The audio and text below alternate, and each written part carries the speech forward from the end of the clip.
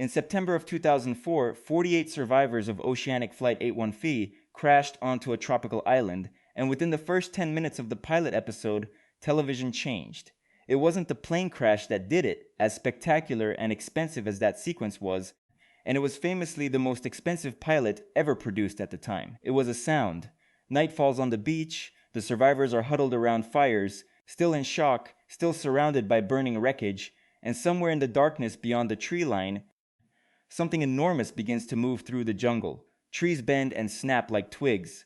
A mechanical, almost industrial roar echoes across the sand, a noise that sounds like nothing in nature, something between a machine grinding and an animal screaming. And the survivors simply stand there, bleeding and exhausted, staring into the dark. Charlie asks the question the entire audience is asking, "Guys, where are we?" That was our introduction to the thing fans would come to call the smoke monster, and in season 1 of Lost, it was arguably the most important character on the show, despite the fact that we almost never saw it. To appreciate how radical that choice was, you have to remember what television looked like in 2004. Network dramas explained themselves. Mysteries were introduced and resolved within an episode, maybe two, because executives believed audiences would not tolerate confusion. Lost bet everything on the opposite idea that confusion, handled correctly, is not a bug but the single most addictive force in storytelling. And nothing embodied that bet more completely than the monster in the jungle. So what exactly was the monster in season 1? The honest answer, and it's an answer that has become part of television legend, is that it was nothing yet. The writers and producers have admitted over the years that when the pilot was produced, there was no locked-in explanation for what was knocking down those trees. Damon Lindelof and J.J. Abrams had ideas, competing ideas, evolving ideas, but no canon. What existed instead was an effect, a presence. In the early episodes, the monster is pure sensation, the sound of clanking chains and machinery mixed with animal roars, a sound design masterpiece that the show's team, built partly from the receipt printer of a New York City taxicab, of all things, slowed down and distorted into something ancient and wrong. We see treetops swaying violently against the sky. We see the reactions on the faces of Jack, Kate, and Charlie as they run for their lives through the rain. What we never see for almost the entire season is the thing itself. The monster's first victim tells us everything about how the show intended to use it. The pilot of Flight 81Phi, played in a memorable cameo by Greg Grunberg, survives the crash, wakes up in the cockpit, and just as he's explaining that the plane was 1,000 miles off course when it went down, that rescue teams are looking in the wrong place, he is ripped out through the window by something we cannot see. Moments later, Jack, Kate, and Charlie find his body high in the canopy of the trees, mangled and bloody. Think about what that single scene accomplishes. It establishes that the monster kills, that it is immensely powerful, and that it is invisible to us as an audience, but it also does something sneakier. It kills the one man who could tell the survivors and the world where they are. The monster's first act is to strand these people, not just physically but existentially. Nobody knows where you are. Nobody is coming. Whatever you were running from when you boarded that plane, you're going to face it here. For most of the season, that's all the monster is, an absence shaped like a threat. It rumbles in the jungle during the hike to higher ground. It stalks the survivors on the way to the cockpit, and then in the 6th episode or so of the season, it does something strange. It meets John Locke alone in the jungle during a boar hunt, and it doesn't kill him. The show frames the encounter from behind Locke, so we see him look up at something towering over him. We see his face shift from fear into something like awe, and then the episode cuts away. We do not see what he sees. Later, when Locke is asked what happened, he says he looked into the eye of the island and what he saw was beautiful. It's one of the great withholding acts in television history. The show had a monster it hadn't designed yet, looked at that limitation, and turned it into scripture. The first real glimpse finally comes in Exodus, the season finale, when Danielle Rousseau, the French woman who has survived alone on the island for 16 years, leads a group into the dark territory and the monster attacks. Locke, who had stared it down before, finally comes face to face with it again, and this time so do we, at least partially. What we see is black smoke, not a dinosaur, not a robot, not a giant animal. None of the things fans had theorized on the early internet forums that Lost practically invented as a cultural force, but a column of dark smoke that moves with intention, that wraps around Locke's legs and tries to drag him down into a hole in the ground. Jack and Kate save him by throwing dynamite into the opening, and Locke, bizarrely, is furious about being rescued. He wanted to be taken. He believed the island was testing him and that the monster was part of that test. And Rousseau, the only person who has lived alongside this thing for years, offers the season's only attempt at a definition. She calls it a security system, something whose purpose is to protect the island. Those two descriptions, delivered by the show's two great mystics, are completely incompatible, and that incompatibility is the key to understanding what the smoke actually meant in Season 1. Rousseau frames it as a mechanism, a thing with a function, almost technological, which fed an entire generation of fan theories about nanobots and experiments.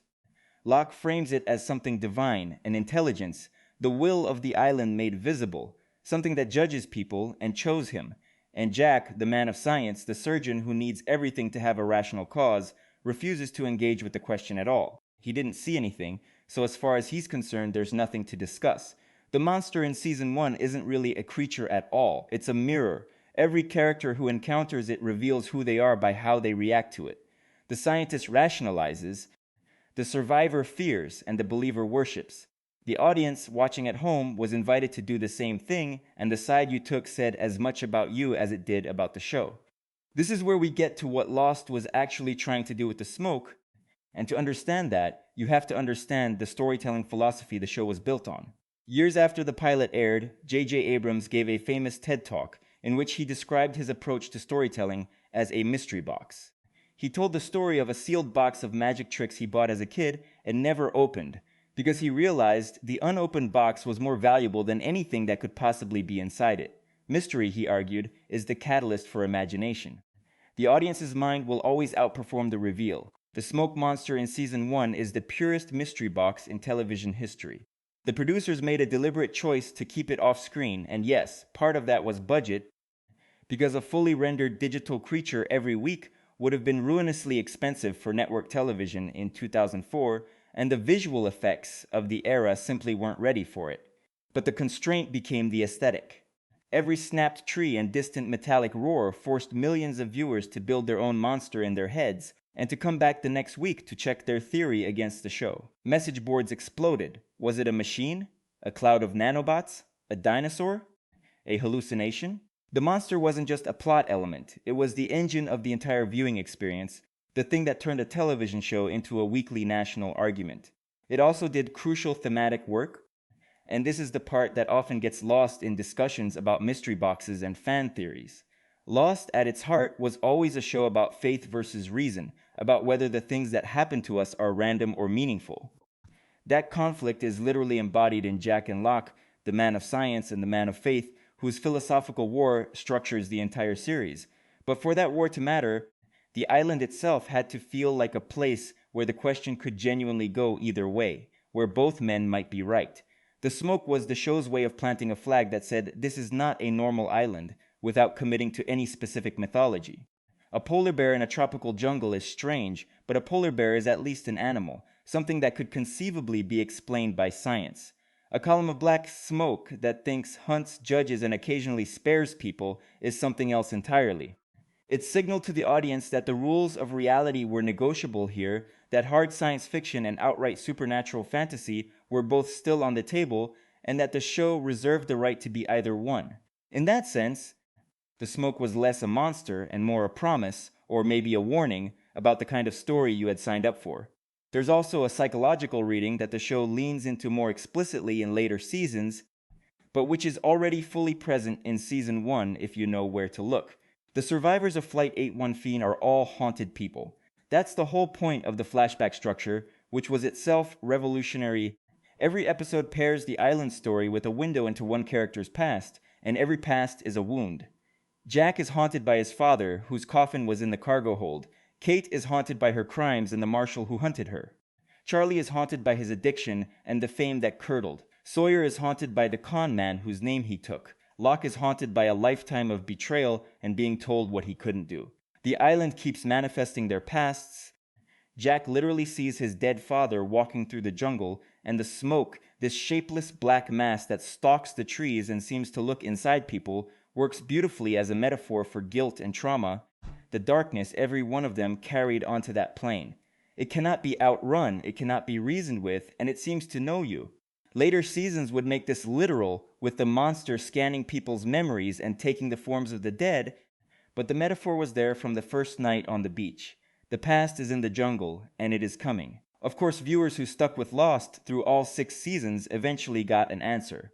The smoke was revealed to be a man, or what was left of one, the nameless brother of the island's protector Jacob, a man thrown into the heart of the island thousands of years ago and transformed into the entity fans came to call the Man in Black. The security system was a soul.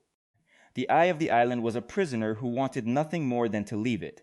That reveal recontextualizes everything in Season 1, and fans still argue, and will probably argue forever, about whether the explanation was worthy of the mystery, whether any explanation could have been. That's the tax the mystery box always collects. The imagined contents were infinite, and the real contents, whatever they are finite. But that debate belongs to the later seasons. In Season 1, the smoke exists in a state of perfect ambiguity, and honestly, it may never have been better than it was then. It was terror without a face, meaning without an answer, a black shape in the jungle that could be a machine, a god, a demon, or a judgment, depending entirely on who was looking at it. The genius of Season 1 is that the show understood something fundamental about fear and about storytelling, something horror filmmakers from Jaws onward have always known. The monster you can't see is the one you can't stop thinking about. For one perfect season, Lost kept the box closed, and an entire generation of television viewers pressed their ears against it, listening to something enormous move through the trees, and asking, along with Charlie on that first dark night on the beach, "Guys, where